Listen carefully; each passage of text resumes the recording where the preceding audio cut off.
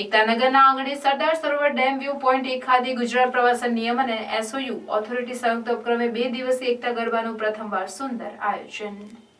ગુજરાતનો ગ્લોબલ ગરબો વિશ્વમાં આગામી ઓળખ ધરાવે છે। નવરાત્રી પર્વ આવે એટલે ખેલૈયામાં નવો જોશ, ઉત્સાહ, ઉમંગ, આનંદ છલકાઈ જાય છે। માં નવદુર્ગાના આરાધના પર્વ એવા નવરાત્રી શક્તિ પર્વની ઉજવણીમાં આબાલ વૃદ્ધ યુવાઓ સૌ ભક્તિભાવ સાથે આસ્થા શ્રદ્ધાપૂર્વક જોડાય છે અને અંબે માની આરતી ઉતારી મન મૂકીને ગરબે ઘૂમે છે। 9 દિવસ સમગ્ર રાજ્યમાં નવલા નોરતાની શક્તિ પર્વની ધામધૂમથી ઉજવે છે। તેમાં ગુજરાત સરકાર પણ સક્રિય રીતે સહભાગી થઈને આ લોક ઉત્સવને હર્ષભેર વધાવે છે।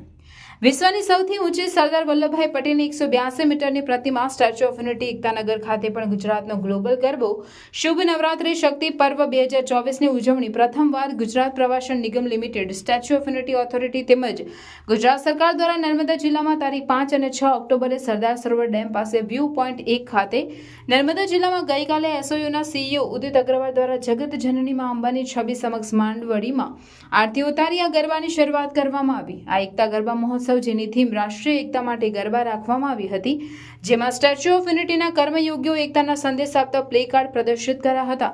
આ સાથે વિવિધ વિભાગોના અધિકારીઓ, સ્થાનિક પદાધિકારીઓ, યુવાનો, મહિલાઓ સહપરિવાર સાથે મોટી સંખ્યામાં ઉપસ્થિત રહીને આરતીમાં જોડાયા હતા।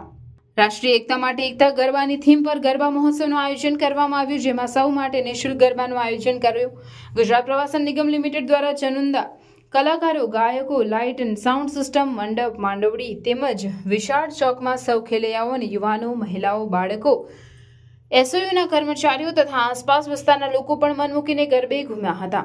ટેન્ટ સિટી 2 ખાતેના ટ્રાઇબલ કલાકારો પણ ગરબે પરંપરાગત વેશભૂષામાં ઘૂમ્યા।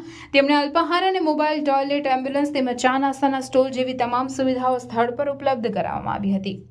આ કાર્યક્રમમાં નાયબ વન સંરક્ષક અગ્નિશ્વર વ્યાસ, વિભાગીય પોલીસ અધિકારી સંજય શર્મા, સીઆઈએસએફના ડેપ્યુટી કમાન્ડન્ટ અભિષેક સાહુ, નાયબ કલેક્ટર એનએફ વસાવા, નાયબ માહિતી નિયામક અરવિંદ મછાર વગેરે ઉપસ્થિત રહ્યા હતા અને એસઓયુના સ્ટાફ સહપરિવાર સાથે ગરબાની રમઝટને માણી હતી અને મન મૂકીને ગરબે ઘૂમ્યા હતા। તેમજ સૌએ પોતપોતાના મોબાઈલમાં સેલ્ફી લઈને ગરબાની રમઝટને કેદ કરી હતી।